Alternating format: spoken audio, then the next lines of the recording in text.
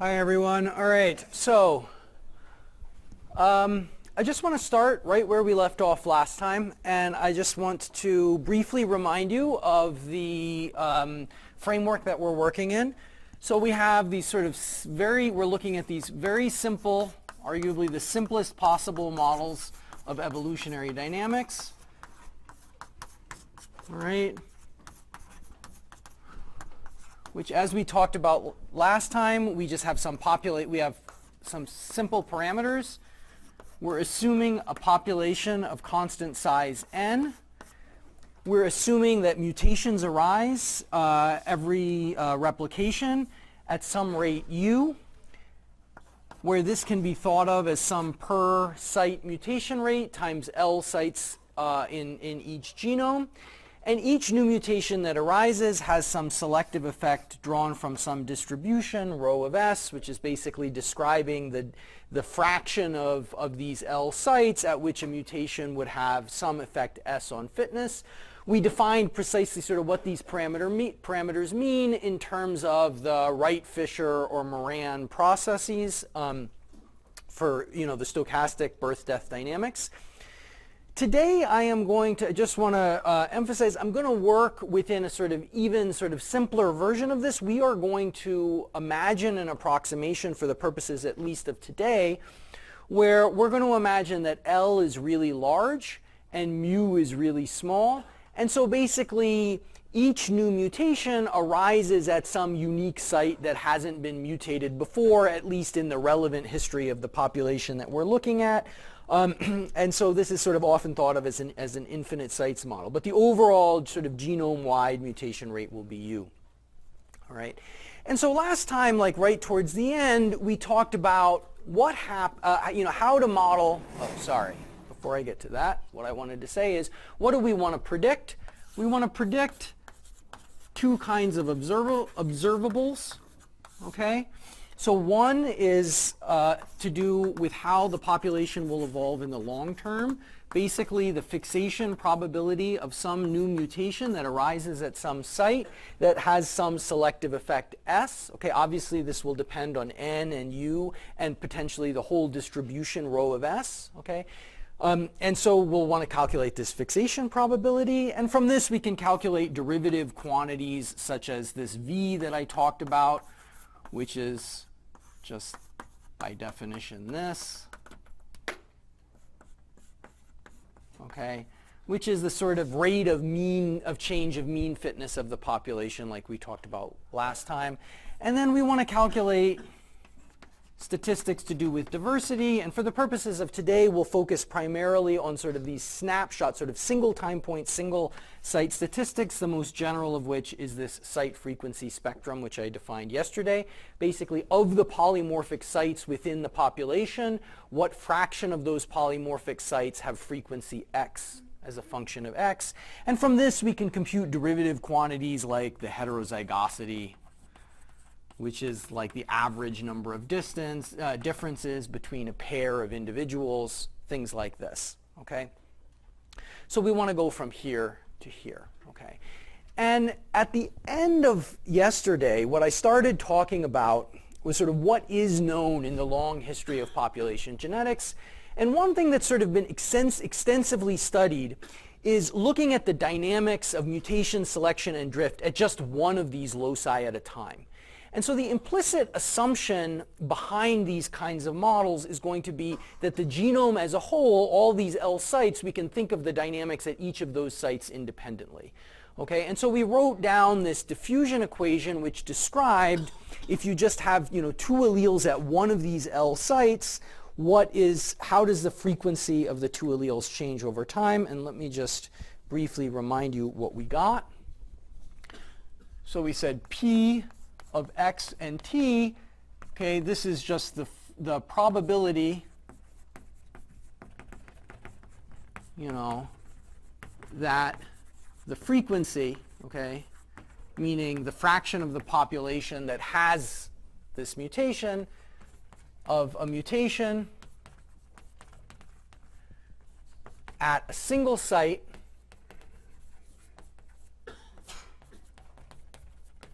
is X which is basically I copies of the mutant and among the whole population of n individuals. Okay, and we treated this as a sort of we approximating this as a continuous variable, and we could write this diffusion equation, which basically said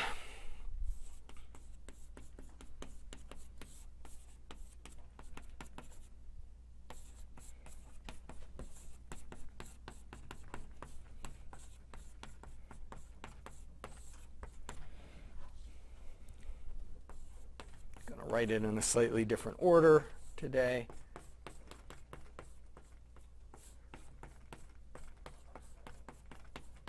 Okay, and there were two other terms to do with mutations. Okay, all right, which I talked about yesterday. So, and yeah. Is px of t when t goes to infinity, is the p fixed? The probability that x equals 1 as t goes to infinity is going to be the p fix, right? Because okay, so let me just sort of say, so last time we included mutation terms, okay, which in the sort of most general case we could think of, a mutant allele, continual new mutations arising at this site, maybe back mutations happening to the ancestral allele. Today, what we're going to start thinking about in the spirit of this idea that the genome is large and the mutation rate at each site is small, okay, what I'm going to do is I'm going to sort of ignore these mutation terms, okay. And I'm going to treat mutation as think of mutation as a separate process, okay. New mutations are arising all the time. Each new mutation happens at some new site that has never been mutated before because L is large and mu is small. They arise in the population as a whole at the mutation rate. And then once they happen, we start with some initial condition that x equals 1 over n. Okay, we start with one individual. And then the assumption is that if the dynamics of that mutation at that site is independent of everything else going on elsewhere in the genome, its dynamics can be described by this equation. Okay? S just enters this geometrically through the... S just enters here, basically, and this is sort of this is what we would call selection. This is what we would call genetic drift. It's a sort of a diffusion with drift equation, but in population genetics, this is called drift, not this, but this is what the physicist would call drift. Okay? This is just sort of saying if S is positive, it's a tendency to increase the frequency of the mutant allele. If S is negative, it's a tendency to decrease. And this is just due to random sampling of birth and death, a sort of spread in the frequency of a mutant allele. And so basically what's going to, and so this equation, I'm not going to solve it, on the board because it would take a long time and it's not really worth it. The basic idea is, like any sort of such equation, we can solve this exactly, and it was solved exactly more than 50 years ago by various folks like Kimura. And so we can write down what P of x and t is, actually subject to an arbitrary initial condition. The initial condition we will be most interested in for our purposes is x equals 1 over n. You start with a new mutation, which is in one individual. And we can solve it exactly in that case. And basically what's going to happen is, right, so x is between 0 and 1. If we start with an initial condition that you're definitely at 1 over n, that's some initial delta function. And then this kind of spreads out. It's sort of, there's this diffusion term here. It spreads out. And eventually what happens is, because now we've eliminated mutations, 0 and 1 are absorbing states. It's kind of like a random walk with absorbing walls at 0 and 1. Okay? And we can work out the distribution. I'm not going to write it down. Well, I could. It's sort of huge expressions involving various kinds of special functions and stuff. But the thing I want to emphasize now, which many of you may have seen, is one can actually compute fairly straightforwardly the probability that the mutation fixes, right? In the long term, it's just, moving around here. It's going to be absorbed at 0 or absorbed at 1 in the end, right? And so in the end, as t goes to infinity, the probability of x, anything other than 0 or 1 becomes 0, okay? And the probability that it's 0 is the extinction. The probability that it's 1 we call the fixation probability. And sort of famous result, typically attributed to Kimura. Okay, for the purposes of our model, the result is this. Starting from one individual, the probability that you will eventually fix, okay, is given by this. Okay?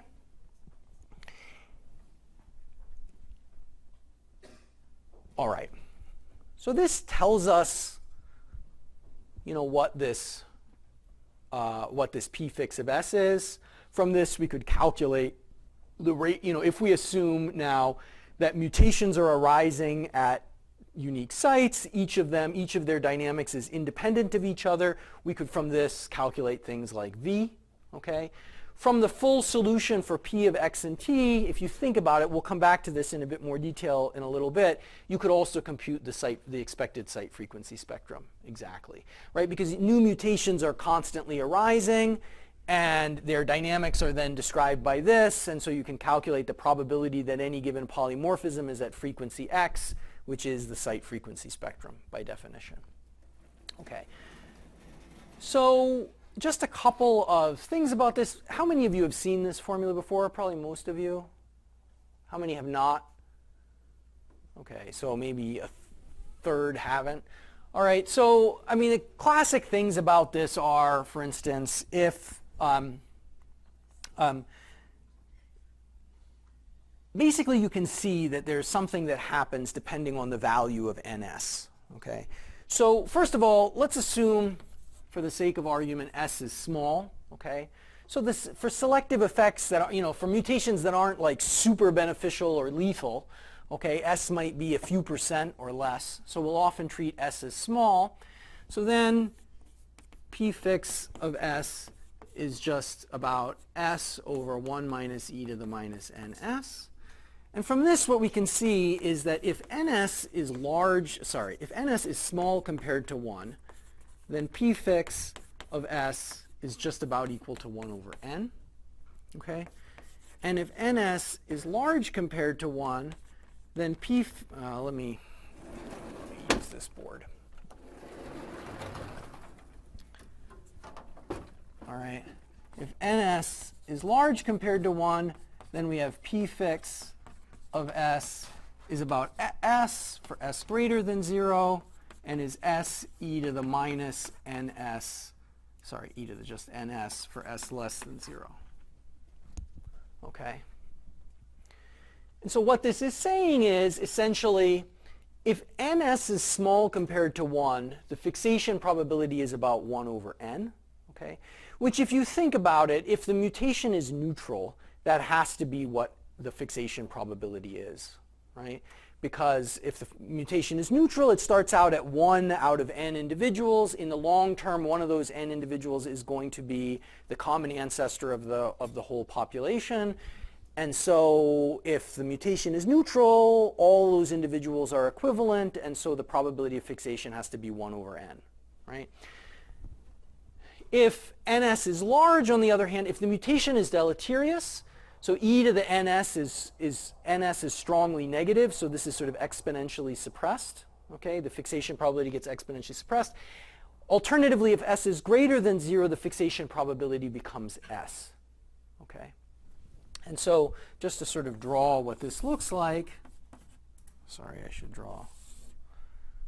So this is s, and this is p fix of s. Okay, and here we have like 1 over n.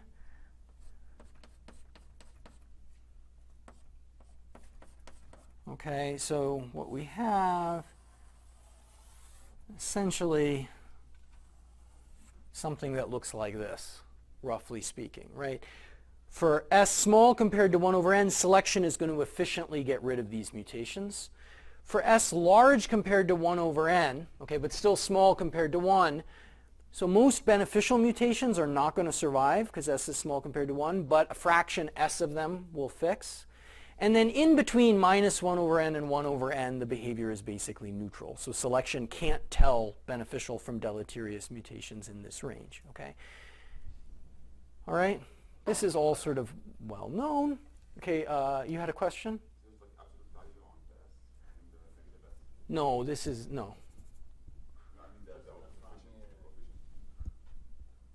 Yeah, thank you. I should write it like that. What happens for larger?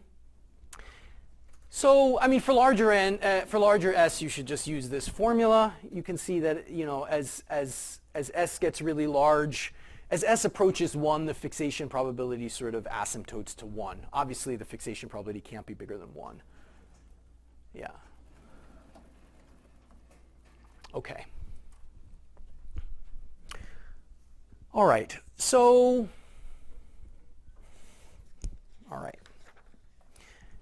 So I want to talk now about a little bit of intuition about what's going on, like what is underlying these results, and also at the same time introduce a somewhat different way of modeling the dynamics, a sort of approximation to the dynamics. Okay. Have you guys seen sort of branching process, continuous time branching process models for population for these mutations yet? Was this introduced? Some of you are nodding and some of you are shaking your head. How many of you think that it's been introduced before? No? All right. All right, so here is another sort of model for the stochastic dynamic. So what we're going to do, okay, is write down, we start with one, we're again working in the same sort of approximation. We're going to imagine we're looking at a single site independent of everything else in the genome for now. And we imagine we start for the mutation starts in one individual. Okay. Now rather than talking about frequencies, I'm going to talk about n equals one individual. Okay. At time t equals to 0. Okay. And then I want to compute, this chalk is annoying, the probability that we went from that 1 to n individuals some time t later. Okay? And rather than use the Moran or the Wright-Fisher model, last time I promised we would sort of touch on other kinds of models of the basic birth-death process. And what I want to imagine here is a sort of slightly different model of the birth and death, which works in continuous time. And the idea is, in every infinitesimal interval dt, you have a probability dt, every individual has a probability dt of dying. Okay? And that basically means that in 1 unit of time, on average, everyone will die once. Okay? So that sets the units of time to be generations. Okay?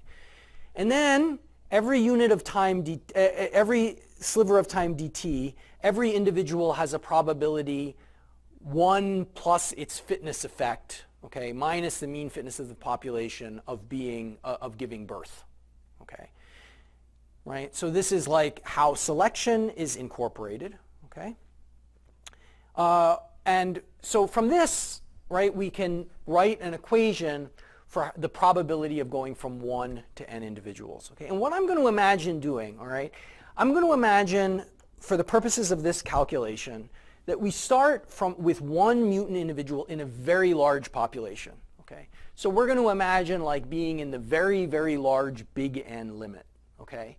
And so these mutant individuals, they don't affect the mean fitness of the population because we're only thinking of them when they're rare. Okay? So the mean fitness of the population stays at 1. Okay? And so we can then write this as the probability of going from 1 to n individuals in some time t. We can just condition on what happens in sort of the first little interval of time dt. Okay? So 3 things can happen. Well, 3 things can happen in the interval dt. Okay? That individual can die, it can reproduce, or it can do nothing. It can just persist, neither die nor reproduce. Okay? So if it dies, then the probability of going from 1 to n is 1 if n is 0, and 0 otherwise. So this is just a Kronecker delta. Okay? Basically, if you go from 1 to 0 in that first interval of time, then you're going to stay at 0 forevermore. And so if little n is 0, the probability of having gone from 1 to 0 at some arbitrary time later is 1. Otherwise, it's 0. Okay? Or you could give birth, which occurs with this probability. Okay? And if you give birth, then I'm going to define this new thing. Okay? The probability of going from 1 to n is the probability of giving birth in time dt, in interval dt, the first interval dt, times the probability, then there are 2 of you, and the probability went from 2 to n in the remaining time. All right? Plus, obviously, nothing could happen. Right? The total probability either birth or death happen is 2 plus s dt. So 1 minus that probability, nothing happens, and the probability to go from 1 to n in the remaining time, t minus dt. Okay.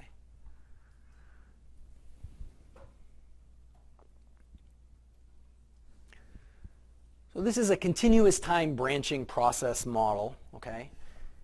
It's valid only so long as the mutant is rare. Okay, so we're not going to be able to use it to calculate this, at least not obviously, okay, because the fixation probability is when the mutant becomes, fixed. Everyone is the mutant. Here we're thinking about a large N and a rare mutation, so it doesn't influence the mean fitness of the population. We can write this down. In addition, right, because we're imagining the mutation is rare, what we're going to do is we're going to assume that if that individual gives birth in that first dt interval, okay, that its 2 offspring now we can sort of treat via the same model. Okay? And so those 2 offspring have sort of future trees, future branching processes that are independent of one another. Now that obviously is only valid provided the mutant is rare. Okay, if the mutant becomes common, then the branching processes will interfere with each other, right? In the sort of most trivial case, if n equals to 2, if the population size is 2, then if you give birth, then you're fixed, right? and that's it. Okay, but here we're going to imagine that the mutant is still rare, and so in that case, basically, we can write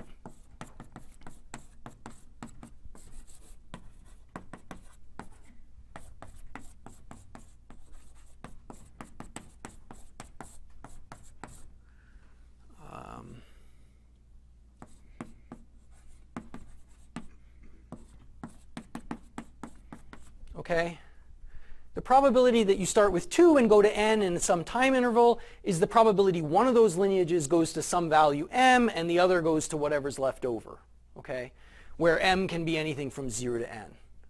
So this is kind of like a discrete convolution. Okay.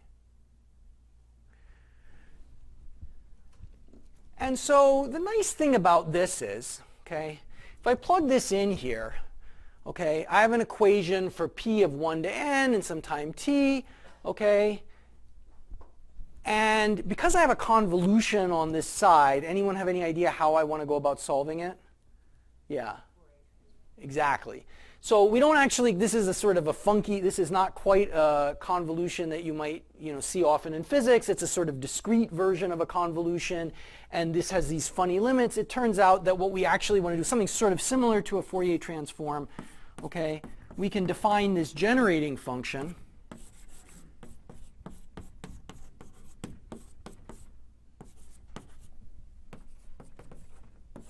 Okay, this is kind of like a Fourier transform. It's the same idea. Okay, it's just a transformed version of this. And this is the correct thing to define because basically now what I'm going to do, I multiply both sides of this equation by z to the n and sum over n, and this convolution becomes a product. Okay, and that's what makes the whole thing simple. Okay, and so now what we get is some differential, some ODE actually, for g. Okay, and now I'm forgetting exactly what that ODE is off the top of my head. You get something like, see if I can get it right. I think it's just 1 plus g plus dg dz or something. Did I get that right, or am I? No, g squared. Right, because the convolution becomes g squared. Yeah, 1 plus s g squared. Okay. Yeah, I think that's what I get. Okay.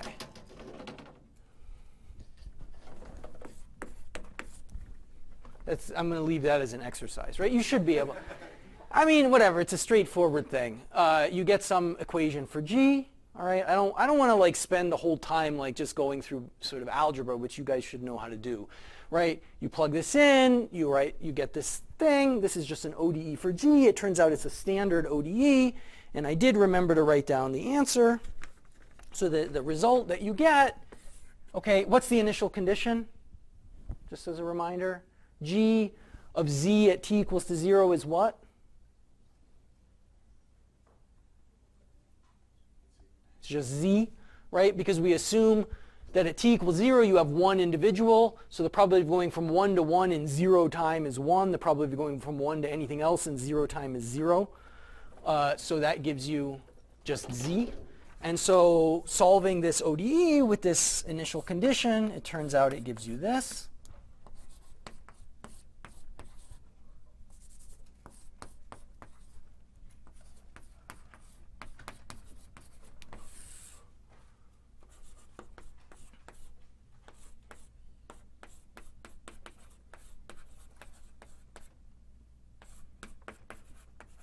Okay, so this is a solution.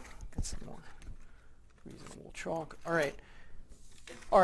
So this tells us what G is, and then one can try to invert this to find what the probability distribution is. Yeah. Sorry, could you explain the equation of the probability of starting from 2 and going to n? Right. So if we start from 2, okay, that's like having 2 1s, starting from 1 twice, right? If we assume the dynamics of those 2 individuals are independent of each other, which is what we're assuming in this branching process, then in order to get to n in time t, one of those individuals has to get to some value in between 0 and n, and the other has to sort of take up the slack.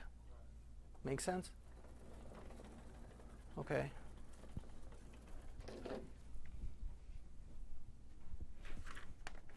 All right. And so it turns out one can actually invert this exactly, okay? Basically what you do is, I mean, there's various tricks to inverting this, but the sort of basic bottom line is, like if you think about this, we have some equation for G, and we want to write it in this form, right? So we just find the sort of Taylor expansion of this in powers of Z, right? And you can just Taylor expand this in powers of Z, right? And the coefficients are the P's. Right?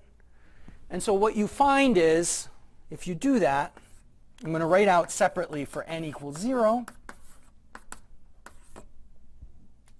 God, this chalk sucks.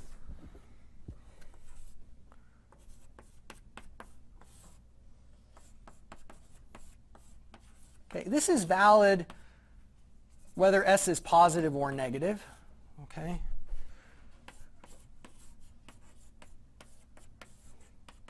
All right, this is going to get a little hairy here.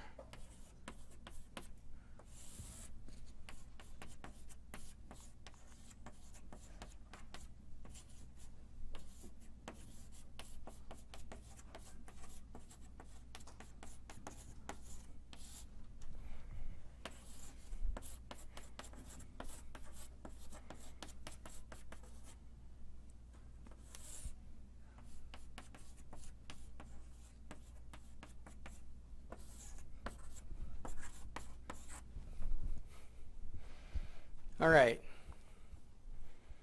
Yeah. I'm just curious, the G equation, that's a nonlinear PDE. Do you know like the method? It's an ODE. If you think it, because it doesn't actually depend on, there's no actual Z dependence, really. Yeah, sorry. There's no DZ, it's minus 2 plus s times G. Oh, yeah. Well, yeah, can you just write what this is? It depends on which, yeah. Can you tell me what this is exactly? This is, That's correct. okay, so it's 1. 1 plus s times G squared minus 2 plus s times G. Okay. Oh, right. Yeah, if I had the DG, okay, that's why you're confused. I had a DG, DZ. Yeah. Nonetheless, it is nonlinear. Do you just know the method that one would use to... You can solve it with the method of characteristics, basically, I believe. Yeah. Yeah. Sorry. It's funny, like actually, and this is like a little trick with some of these things. Like, so here I have conditioned on the first little interval of time dt in order to write this equation. One could also condition on the last interval of time dt. So you could say, you could write p of 1 to n, and t depends on like p of 1 to n minus 1 t minus dt times the probability that the last event is a birth, right? And you could do that, and there's nothing at all wrong with that, and you will get the same kind of calculation, but you will then get a PDE for g, which you can in fact solve, and you will get the same thing, but it's just a lot of grief for nothing. So sometimes like it's worth just playing around in these problems with like which way around you think about it, because yeah, it can be, you can make this problem into a PDE, but you don't need to. Okay, yeah, thanks, Jason. So, all right, so here's what we get, all right? All right, so this can tell us actually, first of all, remember, we're thinking about a large population size, okay? And so this is only valid so long as little n is small compared to big N, okay? And, you know, it looks like kind of a mess, all right? But we can actually sort of get a lot of, I mean, this is the exact answer. So, you know, for those of you that like the sort of exact answers, here it is. All right. But we can sort of see what's going on from here by just looking at this expression a little bit and sort of thinking about different time scales. So first of all, I mean, basically what you see is, all right, this extinction probability here, okay, as t gets large, okay, so it's what I should say, for t small compared to 1 over s, okay, this does not really depend on s, okay. So this, okay, let me go over here. Let me bring these things just so I can.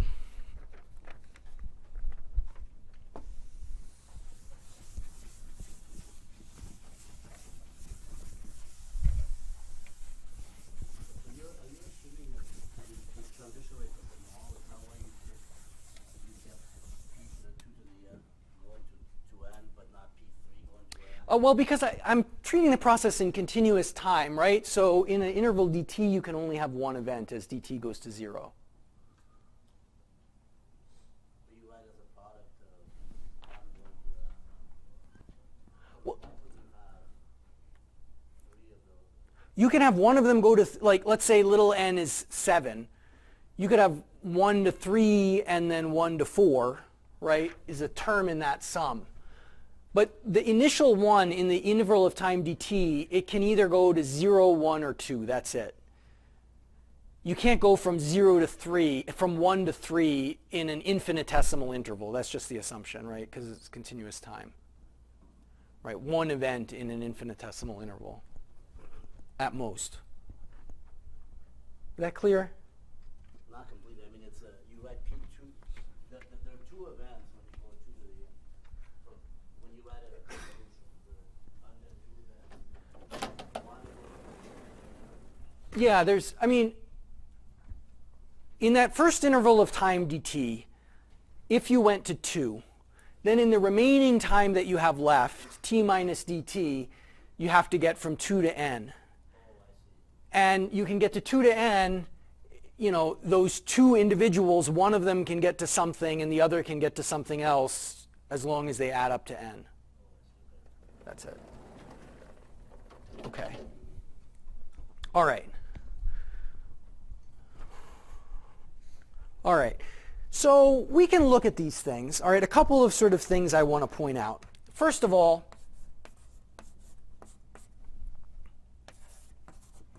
okay, on average, here's what happens to the number of individuals. Okay, the average number of individuals is just e to the st. Okay, this is maybe not immediately obvious when you look at this. You can actually, it's easier to calculate this from g directly. Okay, but in any event, right, you just take the derivative of g with respect to z and plug in z equals to 1 and you get the average. Okay, But what you find if you do all those calculations is the expectation of n is e to the st. Okay? And so this is sort of the exponential nature of selection sort of emerging, right? If s is equal to 0, then on average you start with one individual, on average you stay at that, although obviously genetic drift introduces a lot of variance, of course, which we'll talk about in a sec. If s is positive, then on average you will tend to increase exponentially. If s is negative, on average you will tend to decrease exponentially. All right, and then we can sort of see that, here, let's see, and then also write n, given that you're not extinct, okay,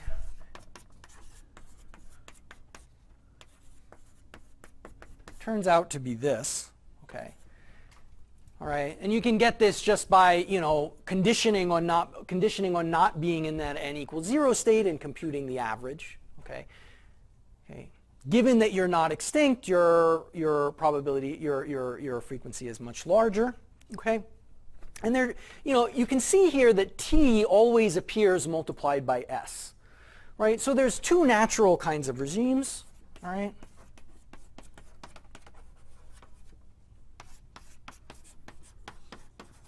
Okay, if we look at t small compared to 1 over s, okay, the probability that you're extinct is about 1 over 1 plus t, and the probability of n, given that you're not extinct, is 1 plus t. Okay? So first of all, these things are independent of s. Okay, whether s is positive or negative, all right. This is approximate, for t small compared to 1 over s, the extinction probability is just 1 over 1 plus t, and the probability of n given you're not extinct is 1 plus t, which you can see, like, for s positive, e to the st is 1 plus st, okay, for small, for st small, all right.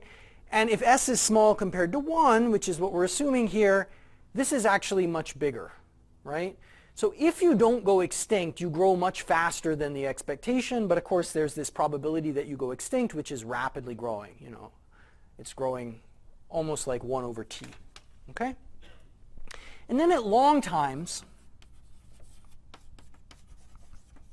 okay, for t large compared to 1 over s, okay, these are absolute values of s, I should say. Okay, there's two things that can happen, right? If s is negative, all right, then the probability you go extinct essentially goes to 1, okay? Right? And you can just look at this and you can see if s is negative, okay, as for st large, okay, these terms drop out and you just get the extinction probability goes to 1. Okay. On the other hand, if s is positive, okay, then for st large, these things blow up and you get 1 over 1 plus s. Okay?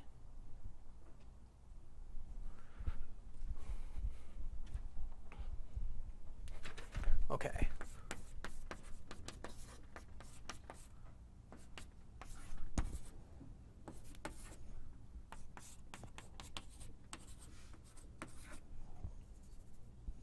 Okay, which for s small, okay, is about equal to 1 minus s, okay, which tells you that the fixation probability, okay, now this is a kind of a funny thing, right? We're talking about this branching process model which assumes that little n is small compared to big N, right?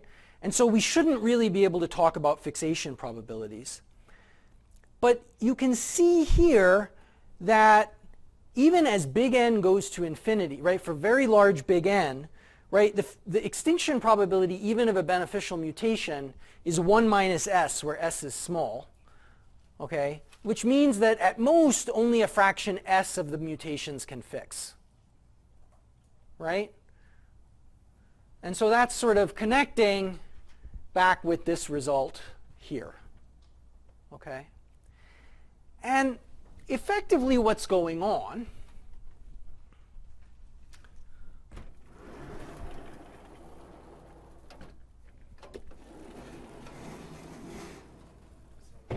Yeah. When you say s less than 0, the probability of extinction should be large, right? S less than Sorry. I meant fix it, yeah. 1. And that is mean n given not extinction. The second line. This here, yeah. NE means non-extinction. Is the mean of n, Yes. not the probability. Sorry. Yeah, I'm confused. I apologize. Yes. Expectation of n given not extinct. Yeah. Thank you. Thank you. And we can also see, right, if for in this large T limit, what happens to this, okay? For S small, this is dominated by this term here. So it's like 1 over S e to the st, right? So the expectation of n given not extinct, okay, is 1 over S e to the st, okay? So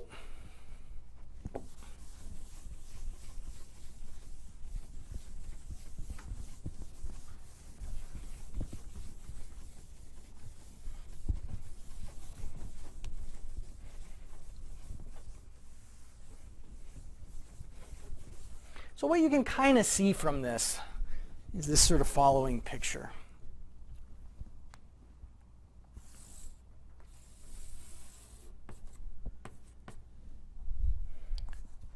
All right. So in this branching process model, we're assuming big N is really large. Okay? And so let's just say 1 over S is here. Okay? If you look at these results that we sort of just write, sort of what happens is, for T small, so this is 1 over S. Okay? So for like a 1% effect mutation, this is 100 generations, and this is 100 individuals. Okay? For T small, we can see we start from one individual. Okay? And regardless of whether S is positive or negative, so this is absolute value of S, I should say, regardless of whether S is positive or negative, as long as T is small compared to 1 over S, okay, the extinction probability is like 1 over 1 plus T, and the expected size, if you're not extinct, is 1 plus T, right? So roughly speaking, if you are not extinct, so at some time tau, if you're not extinct, you will be present in about tau individuals. And the probability that you're extinct, neglecting that 1, right? As long as once T gets big compared to 1, okay, but small compared to 1 over S, I can neglect that. At time tau, your probability of not being extinct is like 1 minus 1 over tau, but your size is tau if you're not extinct on average. Okay? And then, out of these things, right, like, so let's say we have some tau here. I'm going to try to draw it here. Okay? There's a probability 1 over tau that you're not extinct. Okay? If you aren't extinct, your probability is, your size is of order tau. And then, sometime another tau later, right, some fraction, half of these will have sort of gone up like that, right, and the others will have gone extinct, okay? So we can see this picture, okay? Now, I sort of like to call this the sort of triangle picture, right? All right, even though that's not really a great description, the actual, distributions of n are given here, all right? But the idea is that, if you've survived for tau generations, your size will be tau, okay? And then, most likely you'll go extinct from there, but there's, some probability that you'll survive another tau generations, in which case you'll be at size 2 tau, and so on, okay? And this behavior doesn't depend on S, right? It's neutral, essentially, okay? Whether S is positive or negative, it doesn't really matter. It doesn't affect those things, okay? But the picture changes once we get to 1 over S generations in. When we get to 1 over S generations, okay, most of the time we'll be extinct, right? Because we'll be extinct a probability, with just plug in T equals 1 over S here, right? But there's a probability, essentially, there's a probability at time 1 over S, let's just say, okay, the probability that you're extinct, that you're not extinct, okay, by time tau is about 1 over tau, okay, up till we get to this, right?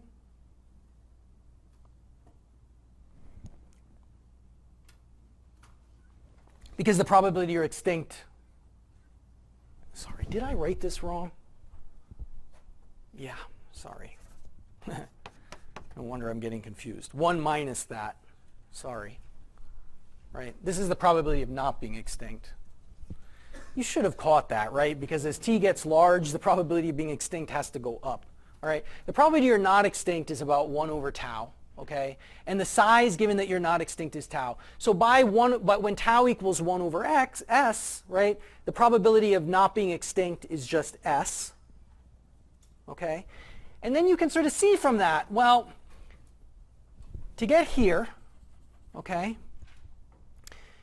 you have to not be extinct by tau 1 over s, which occurs with probability 1 over 1 plus s, which is s. And then your size will be 1 plus s, 1 over s, okay? And now if this is beneficial, if the mutation is beneficial, well, we can see that beyond that time, okay, the probability of going extinct, now you're very unlikely to go extinct, right? You've sort of reached your asymptotic extinction probability, all right?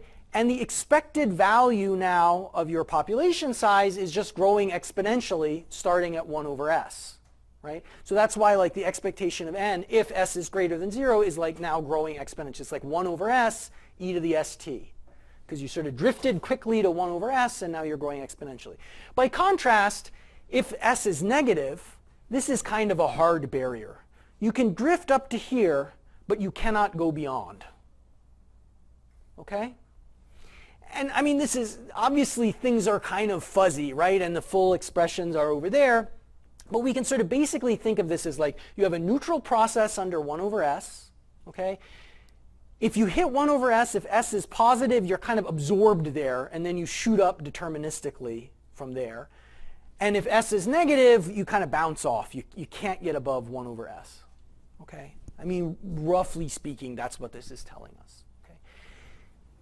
And so this also kind of tells us, again now, about this behavior and this stuff that unfortunately I just erased. Okay? This whole picture, of course, is valid so long as the little n is small compared to big N.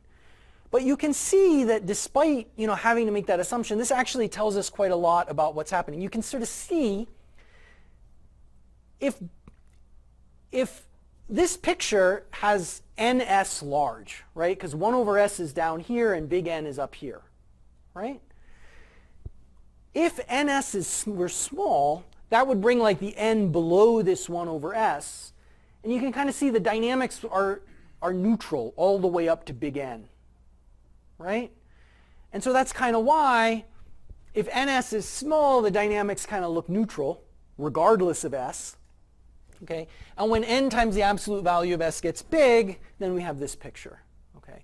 And that's what's leading to this sort of exponential suppression here, and this p fixed depending on s going there. Okay.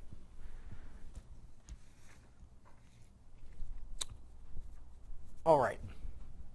So I want to say now just a couple of things. Like, in a sense, I need that one board. It's screwing up my whole board flow, all right? Because if I had had that one board, I wouldn't have just erased this, right? But anyway, we started, we talked about these models and parameters, right? These parameters and observables, okay? And what I've just done, okay, is sort of say we have an n, we have a u, we have a row of s, okay? We're going to make the assumption that every site in the genome is evolving independently, okay? And based on that, we have computed both in the sort of full Wright-Fisher model with this diffusion equation, as well in this continuous time branching process approximation, we've computed fixation probabilities as a function of s, and we've computed, essentially p of n and t, or p of x and t, right? And so from that, we have predictions for these observables, okay? So we've been just talking about one site, right? But we came up with this p fix of s, the sort of full expression was this, okay, and we talked about, you know, why it kind of looks like, what that looks like, and what it kind of looks like. And so this is the answer for one of the observables I was talking about. And from this, like, we can calculate something like let's take v, right?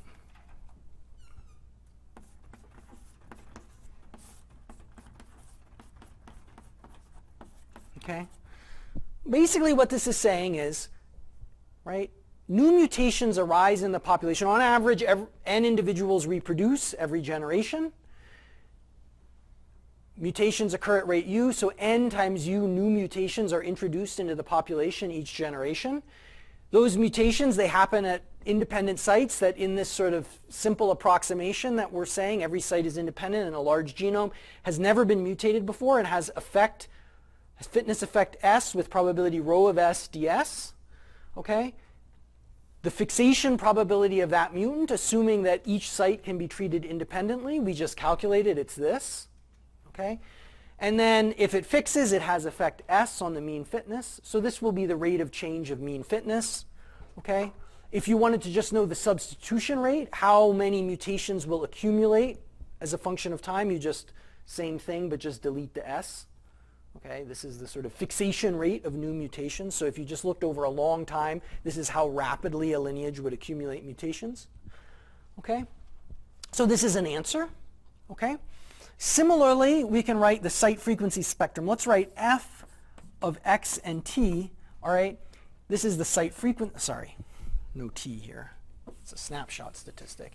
Let's say f of x is a site frequency spectrum. The fraction of polymorphic sites that has frequency x within the population, okay, in steady state, okay. And so what will this look like? Well, again, you're introducing mutations, okay, at rate nu, all right, and they're sort of occurring uniformly in time.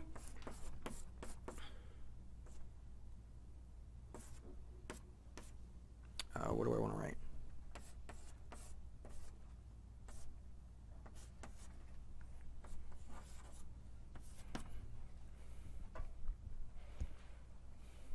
Kind of like this, right?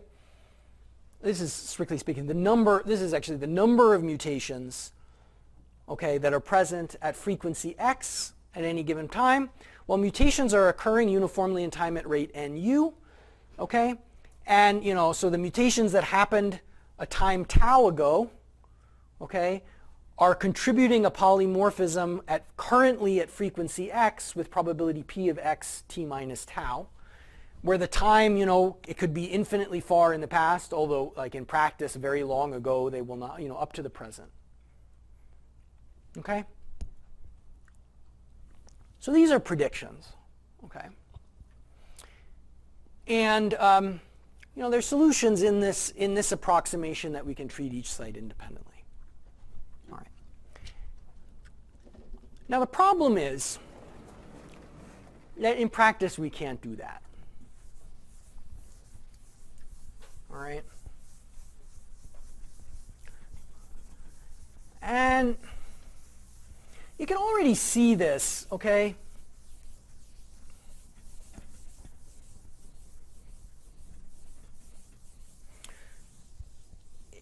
If you just kind of think about, let's think about beneficial mutations for the sake of argument, okay? Look at this result here.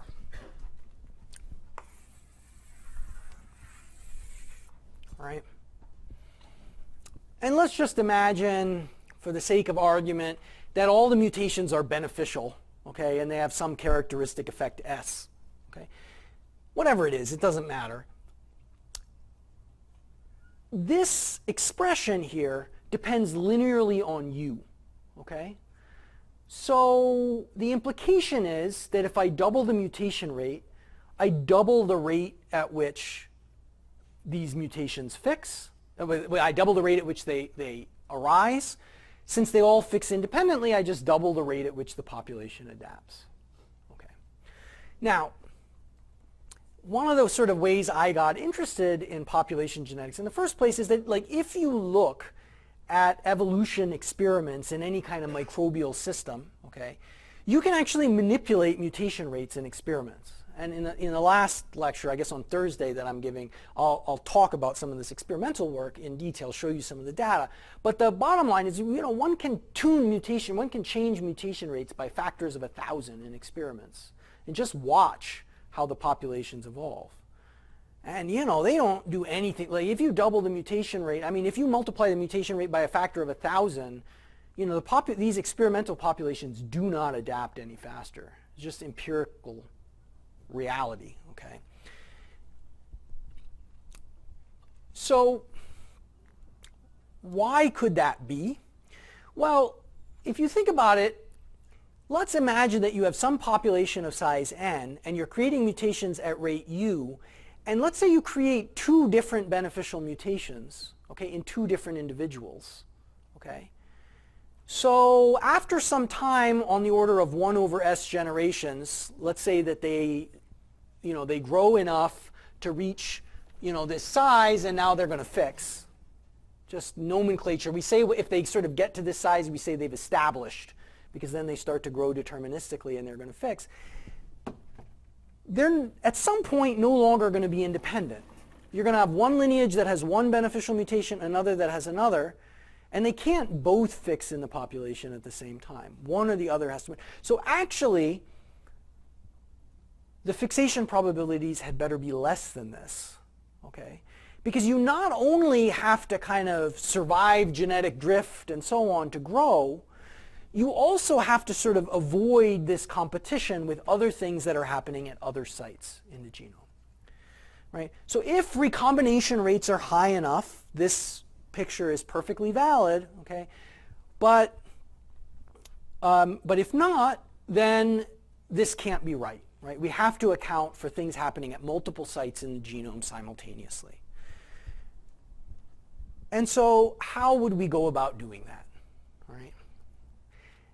The natural, obvious kind of thing to do is, right, I was modeling mutation selection and drift at one site. Okay? So I had some, P of x and t, and I wrote this diffusion equation for that, and then, we talked about this branching process model. Okay? Well, I mean, a natural thing to do is think, well, what if we have 2 sites? Okay. Well, now I have an x1 and an x2, right? Fine. I can try to write this. x1, x2, and t, all right? And now if I have L sites, okay, I can go, right? And try to write some kind of diffusion equation or do some kind of branching process model like I was just talking about, which describes this joint frequency distribution of the mutation, the frequencies at all sites. Okay. So I could try to do that, okay? And people have actually, spent quite a lot of time, thinking about models of this sort, and there are certain kinds of approximations that you can make. There is some amount of progress that can be made by thinking in this direction, okay? But I guess I would say, on the whole, these kinds of problems, that you get sort of coupled multidimensional diffusion processes. And the problem is really what you should be doing, you're not just, this is actually not even sufficient. You don't want to just know the frequencies of mutations at all of the L sites, but you want to know the associations between them. Like if you have frequency at one site, a given frequency at one site, a given frequency at the other site, what is the joint frequency, right? Which is basically, so you want to know the frequency of all possible genotypes. Really, so we want to think about, at 2 sites, okay, it's not just an x1 and an x2, okay? What we have, if you have 2 sites, is 4 possible genotypes. So we have the wild type genotype, which I could call 0, 0, one site mutated and the other not, this site mutated and that not, or both mutated, right? So we actually have, 4 frequencies. They have to add up to 1, so there are effectively only 3 frequencies. And we want to write some, diffusion equation or branching process model for the frequency of all these. And if we have 3 sites, we have many more.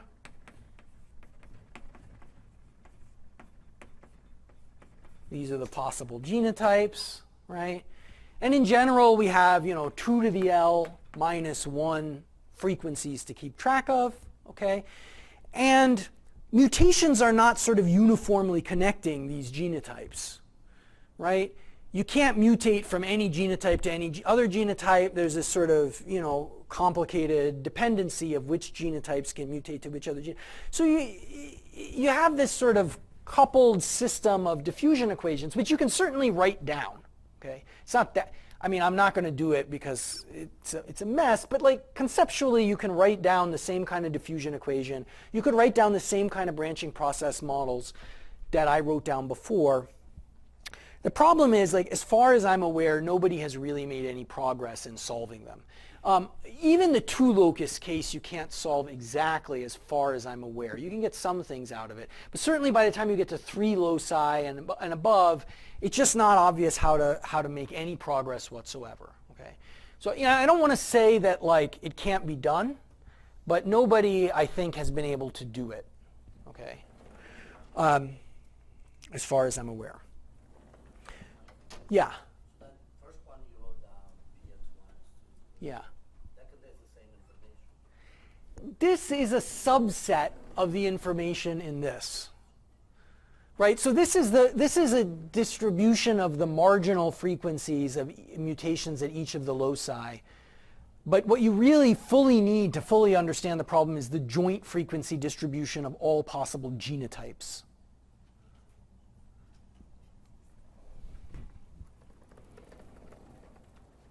In any event, either of them is pretty much intractable. As far as I know. Okay. All right. So we are faced with this problem that, once we start getting many sites, we don't really have any idea what to do. Okay?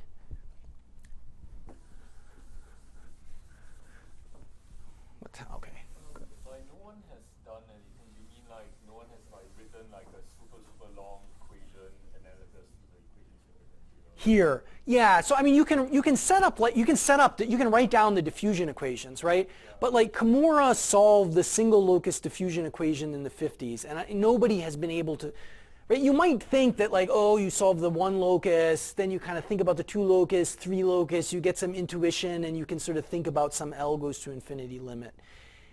And I'm not saying you couldn't do it, but I don't think anybody has succeeded. It hasn't succeeded, as in because people just didn't write down the super long equation. No. You can write down the super long equation, but it's just intractable. I don't know. Like, I don't claim to be, like, there are a lot of very smart people that have worked on this. A lot of people that are probably way better theorists than I am. And so, all I can tell you is, like, people have written down those equations. They have thought deeply about them for long periods of time and have not made progress. And, once you start playing with them, it's sort of, you'll see that it's really complicated and intractable, and it's just not clear how to make progress. It's quite possible that, one of you guys will have some great insight that will, I'm not saying it can't be done, but there have been a lot of smart people that have tried, that have written down the equations and tried to solve them and not really been able to get anywhere, for whatever that's worth, okay? So, we haven't been able to make progress that way, okay? So there's a whole other kind of framework that people started, people sort of ran up against this, I don't know. Really actually from fairly early on. Fisher and Muller wrote about this in the 1920s and 1930s, this problem, okay? And they used different language at the time, but they were basically writing about this problem almost 100 years ago. And so a perspective that I guess it started in the 70s and really in the 80s in earnest, people started, rather than thinking about the dynamics forward in time, to realize that you could make a lot of progress by thinking backwards in time about genealogies within the population. Okay, but in order to do so, they made another sort of really big assumption. Okay, so far, right, I've been talking about this model with this parameters n, u, which was this mu l,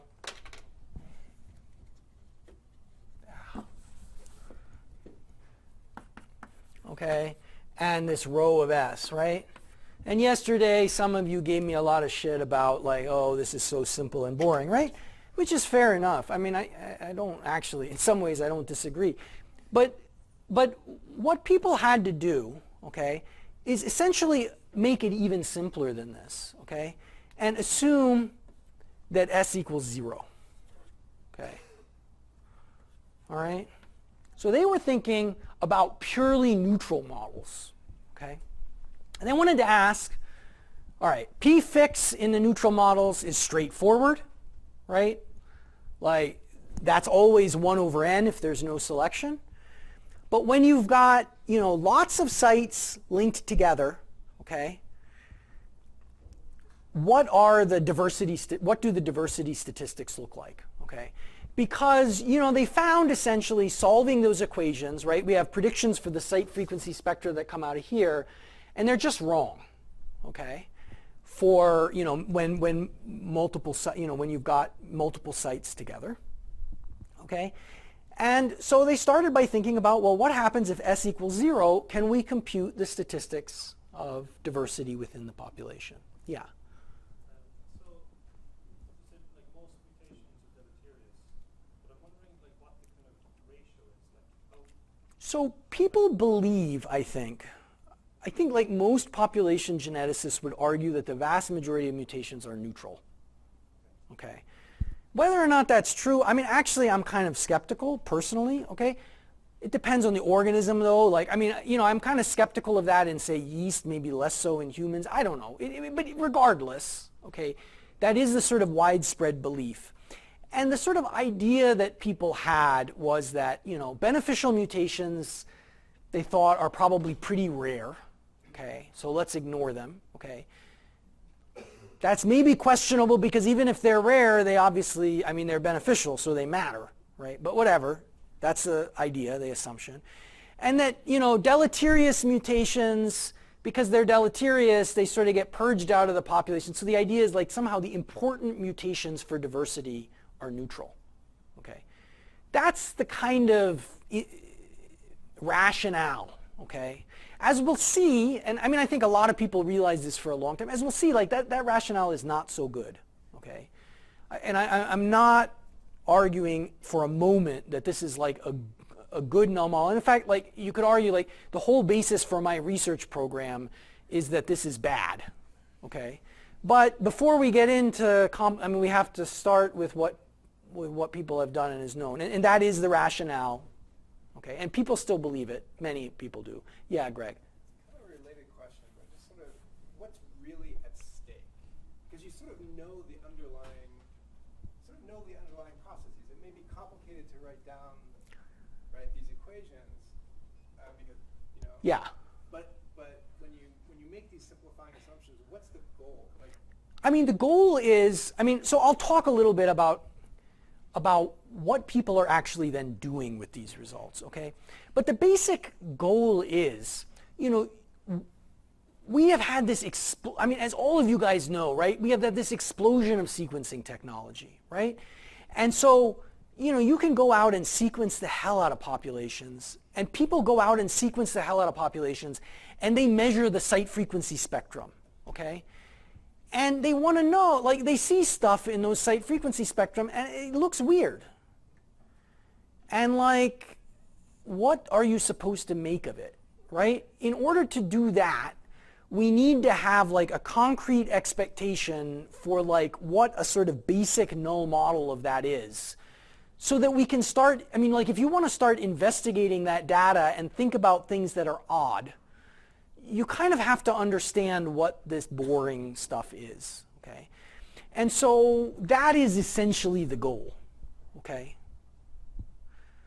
Plus, I think it's like really fun to work on. Like, this is actually like, this is not a good answer to your question, but like just to be perfectly honest, and for the people in the room, like this is a really, really fun area for like somebody with a condensed matter or statistical physics background, to come into.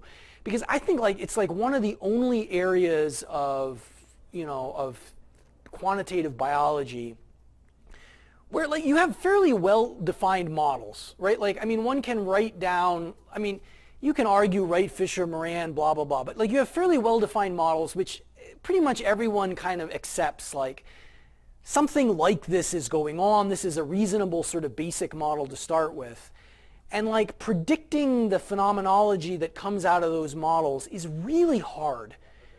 And like really a lot of fun for a statistical physicist, right? Like it's just, and you know, there are other areas, like lots of other areas of biophysics, I feel like, or quantitative biology. It's like you don't have to invent new math or physical techniques, right? Like it's like there's an important biological process that like nobody has thought of from a physical perspective, and we have to apply, you know, something that's but this is like really, there's new math to be done here, which I just think is fun. But that's not, I mean, that's just a personal thing. Like, No, but that helps a lot. So that means that it's very like condensed matter, where you know the underlying microscopic equations, but it doesn't do you any good.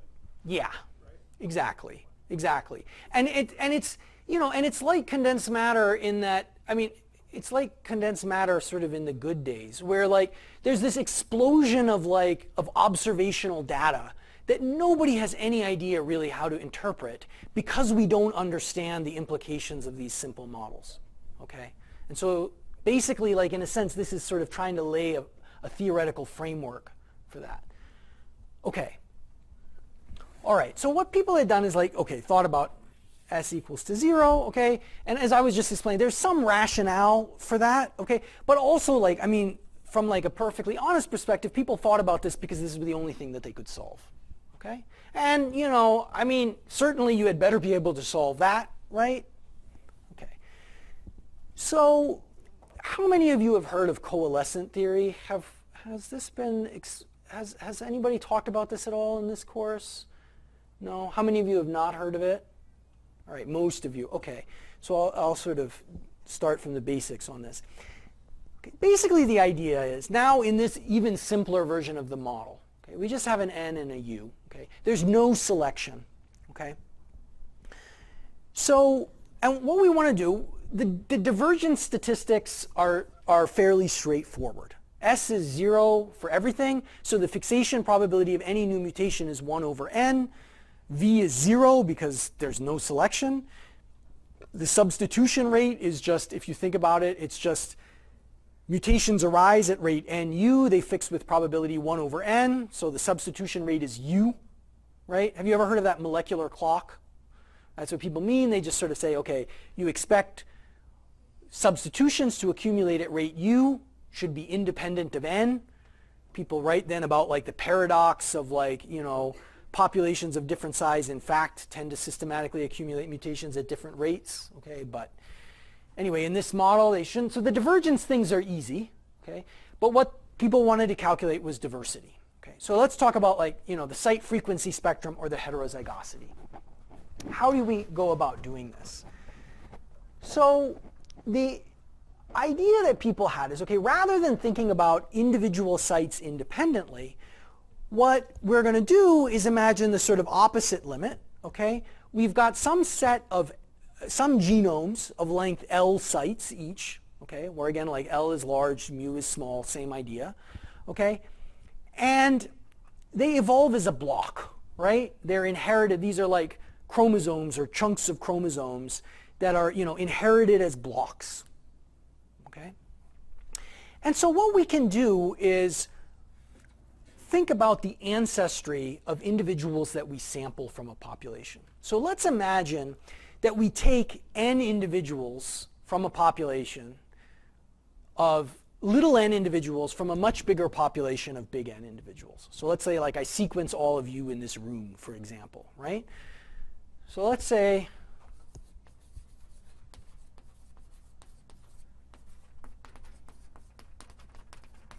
okay. And the implicit assumption is that little n is small compared to the population size. Okay. We can, and so we want to know like what is the site frequency spectrum that we might observe, or the average heterozygosity or something like that. In order to, we can figure that out if we can figure out the pattern of relatedness among these individuals. Okay. So basically what we're going to imagine doing, let's imagine that I just say sequence 2 individuals. Okay. So I'm going to draw them as little dots. Okay. So this is the present. Okay? And now t is going to run into the past. Okay? So t is the number of generations into the past. Okay? So we can think about those two individuals. In the immediate previous generation, thinking about the Wright-Fisher model without selection, the probability that those two individuals have the same parent, if you think about it, it's 1 over n. Right? Because just the first individual, it has some parent with probability 1. Right? It obviously has a parent. And then the second individual, well, it has the same parent with probability 1 over n. Right? Because that's how the sampling of the balls out of the bag works in the Wright-Fisher model. And 1 minus 1 over n, big N, that they don't. Okay? So we call that, okay, so at one generation into the past, okay, maybe they didn't have the same common ancestor, which occurs with probability 1 minus 1 over 2n.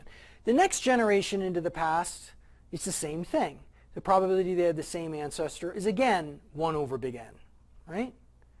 And so we call this probability that you had the same ancestor in a previous generation the coalescence probability, okay? I'll denote it by, the coalescence probability is 1 over n, okay? So we can write the probability, I'm going to write it that two individuals had a coalescence time of t. Okay, so I'm going to define this capital T2 as a random variable. It's how many generations ago did these two individuals first have a common ancestor. Okay, and in order to have the first common ancestor t generations ago, little t generations ago, okay, all right, they had to have, first of all, not had a common ancestor for the t minus 1 previous generations. Okay? And then in that last generation, they did have a common ancestor. Right? So this is the probability that the first common ancestor of these two individuals was little t generations ago. Right?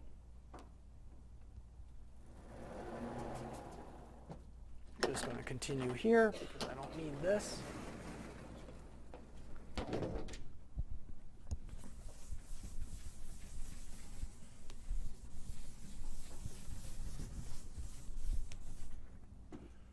Okay?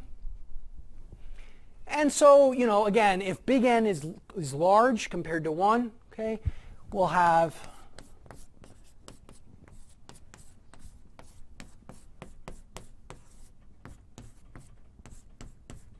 okay? It's approximately exponentially distributed, right? With mean n, right?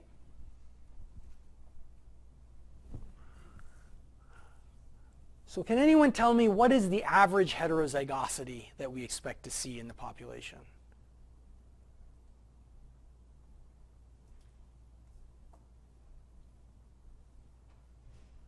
Maybe I'm jumping too fast. What this is saying, basically, this is telling me the distribution of genealogical trees which show the common ancestry of these two individuals, okay? And it's very silly. We have these two individuals. I'm going to draw their genealogical tree like this. This is the present, and this is the t generations in the past at which they had a common ancestor, okay? And each of these lines is like a line of ancestry, parent to child to child to child, through t generations, okay? And when they merge, well, those two parents are the same.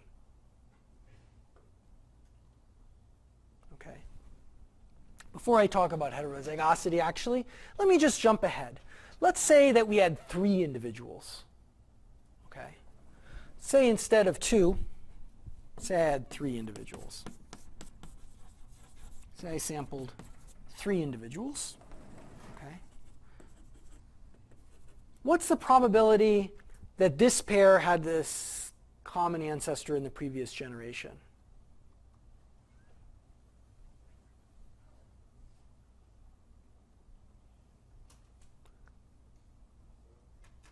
What? No, just in the previous generation. One generation ago. This guy had some parent. The probability this guy had the same parent is, okay. The probability this guy had the same parent is, okay. The probability these two guys had the same parent is, okay. So, what's the probability that all three had the same parent? 1 over n squared, okay. So, there's this sort of standard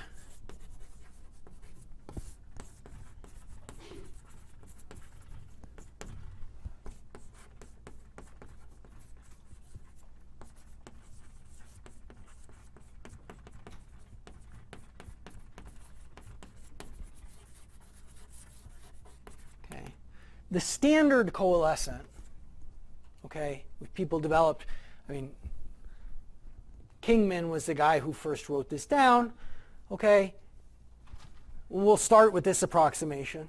It's often going to be violated, but for the moment we're going to start with this approximation. This is a standard approximation that people make. We assume the population sizes are large, so 1 over n squared is going to be big N. 1 over big N squared is going to be small compared to 1 over big N. Okay? And so we're going to neglect the possibility that all three coalesce in a single generation. So what we'll assume basically, there's a probability 1 over n these two coalesce, a probability 1 over n these two coalesce, a probability 1 over n these two coalesce. Okay? So that basically there's triple the probability. Right? Yeah. Yeah, I know. This is all, these probabilities are 1 over big N, little n is 3. I know it's annoying, I mean. Okay. So now, okay, what happens? If none of them coalesce, which occurs with probability 1 minus 3 over n, we go back a generation. And then the same thing happens again, right? And sooner or later, one pair of these will coalesce. Okay? And this one won't have coalesced yet. And now at this point in the past, we have two lineages that we're following back, right? These two individuals, you know, the common parent of these two, and this guy, well, they had a common parent with probability 1 over n, right? And so there's a whole nother coalescent process like this. Okay, I'm going to call this T3 and this T2 by analogy before, right? So the probability that T3 takes on some value, well, now it's 1 minus 3 over n, right? To the T minus 1 times 3 over n, which is approximately e to the minus 3 over n. What is it? Yeah, minus 3, right, times 3 over n. It's approximately an exponential distribution, now with mean n over 3. Okay? And then, once that happens, you'll get a sort of repeat of this process, right?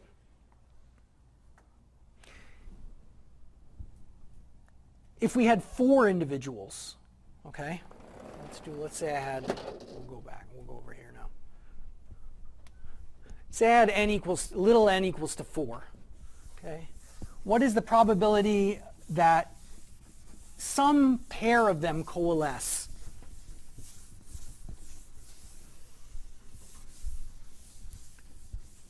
In the previous generation. Okay, making the same approximation, no multiple coalescence events, just a pair. I have 4 individuals. What is the probability a pair of them coalesce?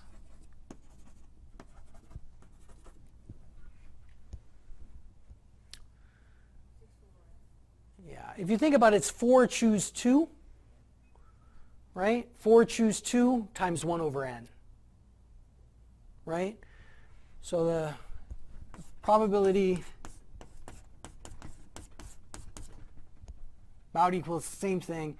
1 minus 4 choose 2 over n, t minus 1, 4 choose 2 over n, which again is approximately exponential. 4 choose 2 over n. 4 choose 2 over n, okay? And so this has mean n over 4 choose 2. 4 choose 2 is just 6, okay? And from this, like, you can sort of easily see the generalization, right? If, n was 8, then the first coalescence time occurs after, on average, n over 8 choose 2, and then the next n over 7 choose 2, and so on, right? And we get these trees, right? And so basically, like, what you can sort of see, okay, let me just sort of try to draw this, right? So this is, let's say that happens, okay? And then we have, let's say, this happens, and then this happens, okay? And okay, now I'm not drawing it. So this is my T2 here. This is my T3, and this is my T4. And you can see on average, this is n over 3, this is n over 6. So these are kind of getting shorter as we go down, okay? And you can see here, actually, it's equally probable that these two coalesce, or these two, or these two. And if you think about it, sort of by symmetry, it doesn't matter which I pick first, okay? But then if you think about it here, there's actually like two different topologies this tree can have, once you get 4 or more, if you think about it. Because what could happen is this guy could coalesce with this one, okay? This guy could coalesce with this one, or these two could coalesce with one another, okay? And that creates two topologies of the tree, okay? So I'm just going to draw them sort of schematically. This is one topology, okay? And this is the other topology, okay? And you can actually think, what is the relative probability of this and this? How often do you have this topology versus this topology? What fraction of the time this topology?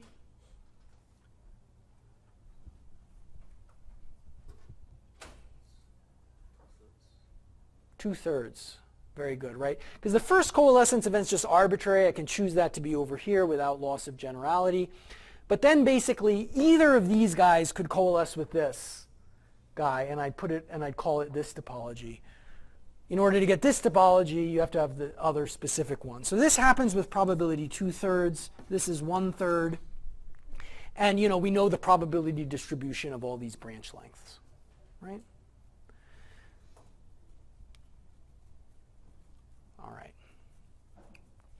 So, I mean, you can kind of see from this, right? It's like not that hard to sort of realize that, like, for any sample size little n, like, you can just write down all the possible topologies of the trees, all their relative probabilities, and all of the probabilities of different branch lengths. The branch lengths are independent of the topologies, which is nice, okay? And so great, okay? What we've done is we've sort of computed the probability of all possible genealogies relating our sample of little n individuals from the population. Okay. And now what we can do, I'm almost out of time. I didn't realize. All right. So now what I can do, we'll pick up here next time, but we can think about diversity by thinking about how mutations happen on these genealogies. Every single one of these generations that happens, okay, there will be on average U mutations, okay? And in this approximation where L is large and mu is small, each of them will occur at an independent site in the genome, okay? And so, for example, this has an average length of n generations. This has an average length of n generations, okay? So there's a total of 2n cell divisions, right, that separate this guy from this guy. And so there will be, on average, 2 times n times u mutations that they differ. Okay? So the average heterozygosity should be 2 times n times u. Okay? And in fact, we can compute the whole probability of a given heterozygosity. Because we know the probability, we know not just what the average of these things is, but what we have a probability of a given branch lengths. We know that mutations occur as a Poisson process on those branch lengths. And I'm out of time, so I'll pick up here next time. But we can write down from that the full probability distribution of the heterozygosity. Okay? And more generally, like here, right, we could write down things like, right, there's some probability that, let's say, these 3 individuals have a mutation that one doesn't, which is like the probability of mutations that arise here. Or the probability that just one individual has a mutation, which is proportional to this branch length plus this branch length plus this branch length plus this branch length, so on. Okay. So you can sort of see that one will be able to work out all the kind of diversity statistics, the site frequency spectra, whatever it is that you want to calculate. And we'll pick up with that at the beginning of next time. All right, thanks.